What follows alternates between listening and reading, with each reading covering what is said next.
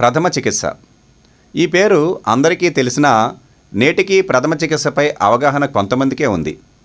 ఈ విధానాన్ని పౌరులందరికీ విద్యలో భాగంగా నేర్పించాలని జనవిజ్ఞాన వేదిక వ్యవస్థాపకులు మరియు ప్రముఖ వైద్యులు డాక్టర్ వెన్నపూస బ్రహ్మారెడ్డి పేర్కొంటున్నారు. వివరాలను మీరే చూడండి. ప్రథమ చికిత్స అంటే ఏమిటి? ప్రథమంగా చేసే చికిత్సనే ప్రథమ చికిత్స అని పిలుస్తారు.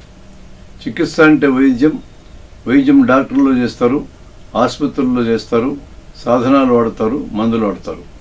ప్రథమ చికిత్స ఏ డాక్టర్లు అక్కర్లేదు, ఏ ఆసుపత్రులు పని లేదు, ఏ పరికరాలు అవసరం లేదు, పైగా మందులు కూడా వాడిన అవసరం లేదు. ఎక్కడ సమస్య ఉంటే అక్కడ ప్రథమ చికిత్స అనేది చేయొచ్చు. ప్రథమ చికిత్స ఎందుకు చేయాలి అంటే ప్రాణాలు పోకుండా ఆపడానికి చేయాలి.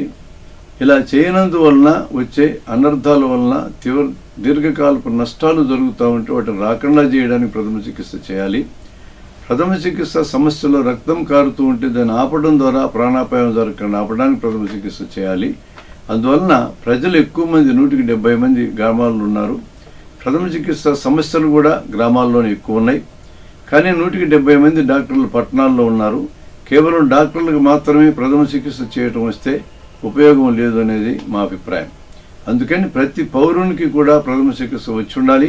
ప్రథమ చికిత్స నేర్చుకున్న వాళ్ళే ప్రథమ చికిత్స చేయాలి.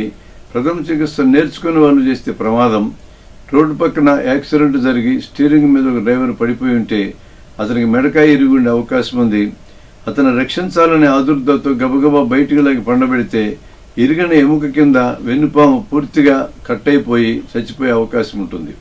అలాంటి వ్యక్తిని మెడను జాగ్రత్తగా సపోర్ట్ ఇచ్చి బయటికి తీసుకురావాలి. ఈ విషయం తెలియనప్పుడు మనం సహాయపడాలని ఉద్దేశం మంచిదైనా నష్టం ఎక్కువ చేసే అవకాశం ఉంది. అందువలన ప్రథమ చికిత్స ఎవరు చేయాలన్నా ఆ పద్ధతులు, ఆ టెక్నిక్ నేర్చుకున్నాకనే చేయాలనేది మన అభిప్రాయం. ప్రథమ చికిత్స సందర్భంలో గుండె ముందుగా ఆగిపోయే అవకాశాలు కొన్ని ఉంటాయి.